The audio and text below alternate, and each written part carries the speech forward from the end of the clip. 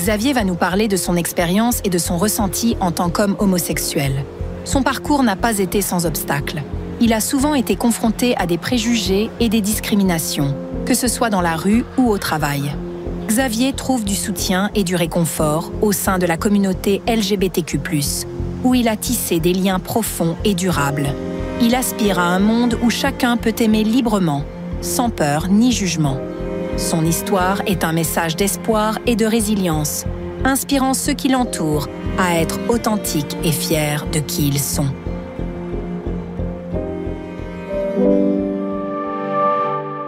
De toi à moi. Coucou Xavier, merci beaucoup d'être avec nous aujourd'hui. On est là pour un peu aborder la manière dont on traverse l'espace public et les endroits collectifs en général. Est-ce que tu veux déjà nous faire part un peu de ton parcours, d'un point de vue global, comment tu traverses, comment tu habites l'espace public, que ce soit la rue ou d'autres endroits? De manière générale, la majorité du temps, je le traverse assez confortablement parce que on peut dire que j'ai quand même quelques privilèges par rapport à beaucoup de gens. Je suis blanc, je suis bien éduqué, c'est pas visible que je sois gay ou donc du coup c'est assez confortable pour moi, oui. Et est-ce que ça c'est différent quand t'es pas seul et que quand t'es avec un partenaire par exemple ou avec d'autres personnes LGBT? Oui, ça change complètement la donne. Si je suis avec d'autres personnes LGBT en général, comme on est plusieurs, on se sent à l'aise. Je me sens à l'aise quand je suis avec plusieurs personnes. Maintenant, si je suis juste avec mon partenaire ou quand mon fils était plus petit, que j'étais en couple avec lui, là, c'est clair que je vais faire attention, selon l'endroit, selon l'heure. Mais même dans des endroits où je me sens en sécurité, je sais qu'il va y avoir des regards, des choses comme ça. Et quand mon fils était petit, il y avait vraiment des regards de reproches vraiment sur le fait d'être en couple gay avec un enfant, un petit enfant. Et même si on se tenait pas la main, on voit qu'on fait famille. Et là, par contre, quand il était petit, on était identifiables. Ça se voit qu'il y a une intimité, même si on se tient pas la main. Et ça joue, tu penses, dans ta propre construction ou même dans ta parentalité? Oui. Tous ces regards et toute cette... ça peut être un sentiment d'insécurité aussi, ces regards en rue? Oui, il y a l'insécurité en rue, c'est à ce moment-là, mais il y avait aussi une forme de pression sur la parentalité elle-même, d'être observé, jugé, déjà mal jugé parce que en couple homoparental, mais donc il y a une pression en plus sur être un bon parent parce qu'on est déjà vu comme par une certaine partie des gens comme un mauvais parent puisque un parent homo, et donc il y a une pression d'être le meilleur parent possible, de prouver qu'il y a une sorte de pression à la performance du bon parent en fait. Et pour faire face à ça, donc même quand tu es seul, est-ce que tu as des stratégies? Est-ce que tu t'adaptes dans ta manière de traverser, d'être en rue, par exemple? Ou est-ce que oui. c'est quelque chose auquel tu penses jamais? Non, j'y pense, mais j'y pense quand je risque d'être identifiable. Ça veut dire que si je me promène avec un conjoint, si je sors d'un bar gay ou d'une soirée gay, ou si je vais à une manifestation et que je m'identifie, je porte un drapeau arc-en-ciel ou un pins, à ce moment-là, dès que je vais quitter la manifestation, si je suis seul, je vais l'enlever.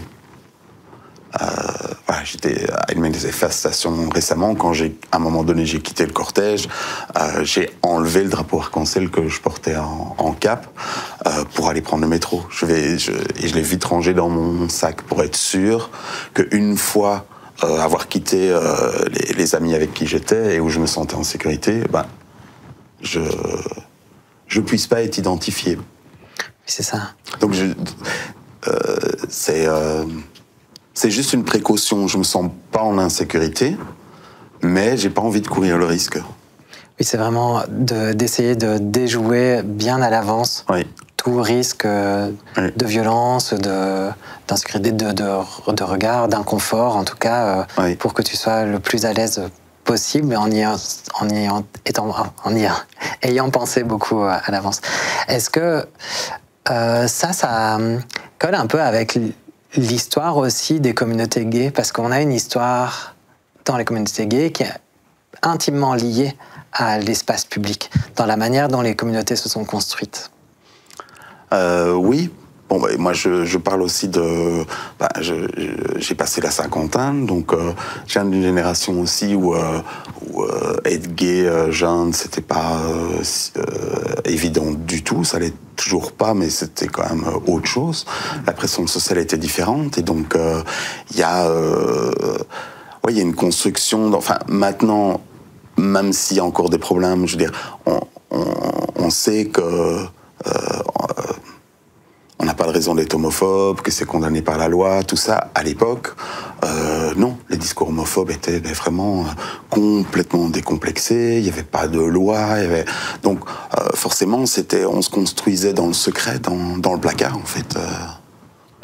Oui, ça c'est vrai que c'est aussi quelque chose d'assez commun encore avec toutes les personnes LGBTQIA+, c'est cette notion de devoir se cacher, d'avoir appris aussi à ne pas être trop visible au début. Dans la manière de faire des rencontres, du coup, avec d'autres personnes homosexuelles, d'autres personnes gays, est-ce que là, l'espace public rentre en compte? Oui, c'était... quand j'étais jeune, c'était vraiment... je pense pour une bonne partie de ma génération, un passage obligé d'aller vers des endroits de rencontre qui étaient dans l'espace public. Les bars, il y en avait quelques-uns à Bruxelles, mais je veux dire, tout le monde n'habite pas à Bruxelles. Et puis, et puis il y avait aussi ce truc de qu'il faut vivre son homosexualité dans la clandestinité. Donc du coup, on va aussi plus vite vers des lieux de clandestinité, donc des lieux de rencontre qui sont dans des espaces publics mais clandestins, à certaines heures, quand ils sont plus fréquentés. Mais aussi ce sont des lieux qui sont moins sûrs aussi, puisqu'ils sont complètement ouverts. Ça se passe souvent la nuit, dans des parcs. Et c'est aussi du coup une éducation qui est uniquement tournée vers la sexualité et pas vers l'affectivité. Et donc, dans ce sens-là, moi, je suis bi, donc j'ai eu aussi une éducation affective que j'ai pu avoir dans mes jeunes années, en étant même dans les jeunes classes, tenir la main d'une petite copine, et en fait, on est en train plus de jouer aux amoureux, qu'il n'y a pas de sexualité, mais il y a quand même un apprentissage affectif. Et par contre, sur les relations homosexuelles, il y avait aucune éducation affective, c'était sexuel. Et donc hyper sexualisé, ça m'a mis des années avant de m'accorder le droit d'avoir une relation affective avec un homme. Parce que tout ça, en fait, formate les relations et oriente l'homosexualité vers la clandestinité, et donc vers la sexualité, et pas vers l'affectivité. Et est-ce que ça, encore aujourd'hui, ça veut dire qu'on prend plus de risques, par exemple, en tant qu'une personne qui recherche des relations HSH, donc des hommes qui recherchent des relations sexuelles avec d'autres hommes? Au plus il y a de sexualisation, donc au plus il y a de rapports sexuels, au plus il y a de risques, statistiquement parlant, mais aussi le fait que ça soit dans la clandestinité, dans l'hypersexualisation, ça rajoute aussi des risques. Est-ce que tu penses qu'il y a quand même malgré tout des améliorations de ce côté-là, une meilleure prévention, et par où elle passe cette prévention selon toi? Alors, encore une fois, je pense qu'il faut revenir sur des notions de privilège, et qu'effectivement, pour beaucoup de personnes gays ou LGBT, les choses sont largement améliorées. Mais on a encore toujours, ces lieux de rencontre existent toujours, parce qu'ils répondent à des besoins de certaines communautés qui sont toujours dans l'obligation d'être dans le secret, dans la clandestinité. Et donc, effectivement, si on est, encore une fois, blanc, bien éduqué, on a ses papiers, tout ça, ça va. Quand on est en situation de migration dans un centre d'asile et que c'est dangereux pour son intégrité physique d'être identifié gay, ou même de prendre le risque de sortir qu'on nous voit sortir d'un bar gay, du coup, oui, on va aller vers ces lieux de rencontre de nouveau. Et de même, si on est isolé socialement dans une campagne où il n'y a pas de centre, où il n'y a pas d'association ou de bar gay, on va aussi être aller dans un petit village, on va peut-être plus vite pratiquer la clandestinité aussi, et donc se retrouver sur ces lieux de clandestinité aussi, oui. Ça reste un constat encore aujourd'hui, ce manque de lieux communautaires ou de lieux identifiés pour les LGBT? Oui, je pense que c'est vraiment... oui, il y a vraiment un manque. Et, alors, dès qu'on approche les gros centres urbains, on a beaucoup de bars et tout ça, mais c'est aussi une approche très commerciale et souvent dans laquelle se jouent des dynamiques de consommation sexuelle aussi. Dans ces grands centres urbains, on retrouve aussi des associations qui permettent des rencontres communautaires et hors d'un contexte commercial, matérialiste et de consommation sexuelle, mais ça reste pas assez développé, je veux dire. Y compris en dehors de ces centres urbains? Et certainement en dehors des centres urbains, là c'est là que ça pêche le plus, qu'il y a le plus de manque. C'est ça. Alors les choses ont un peu changé parce que si maintenant on a des applications pour se rencontrer, mais c'est vrai que l'importance d'avoir des lieux physiques où on peut aussi partager des ressources, partager nos expériences positives en dehors d'un cadre de sexualisation ou uniquement de rencontres sexuelles, effectivement c'est quelque chose qu'on constate pour toutes les personnes LGBTQI+, qui reste un manque et qui reste un besoin.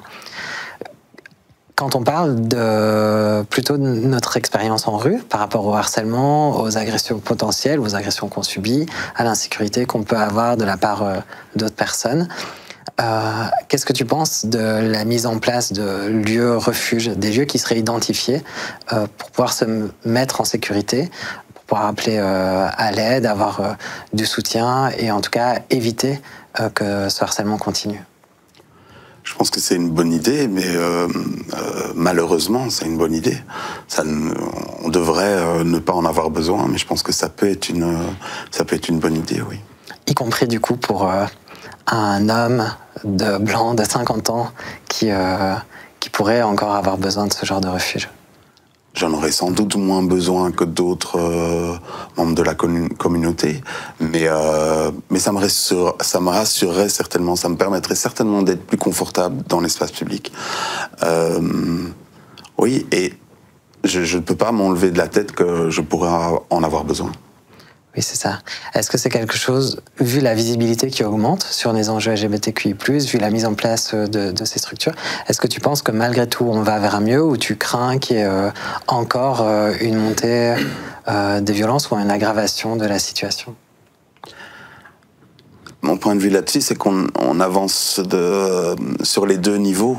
Heureusement et malheureusement. C'est-à-dire qu'il y a la visibilité amène plus d'acceptation, amène plus d'ouverture, plus de connaissance des gens qui ne sont pas concernés par cet enjeu. Mais de l'autre côté, elle va, pour certaines personnes, ça va encore renforcer un certain clivage de eux contre nous. Et avec malheureusement la montée de la droite et de l'extrême droite un peu partout en Europe, il y a une validation aussi des discours clivants, haineux, et donc qui produit un encouragement du passage à l'acte. Et là, on le constate, c'est un fait. C'est même pas une mauvaise prédiction. C'est un fait, on le constate. C'est en tout cas la dynamique qui est en cours, selon toi, en Belgique actuellement. Oui, qui est avéré. Je veux dire, on le voit partout, il y a une montée de la droite et de l'extrême droite. On voit qu'il y a une recrudescence et des groupuscules d'extrême droite qui se permettent de refaire des ratonnades comme il y a 50 ans. Oui, c'est ça. Merci beaucoup d'avoir partagé ton parcours, tes expériences et aussi les quelques pistes que tu vois pour se sentir mieux, en tout cas dans l'espace public et dans les endroits collectifs en général. De toi à moi, une production Bouquet Média, avec la participation de la Maison Arc-en-Ciel de Namur et le soutien du service public fédéral Justice et la cellule équal.be pour l'égalité des chances.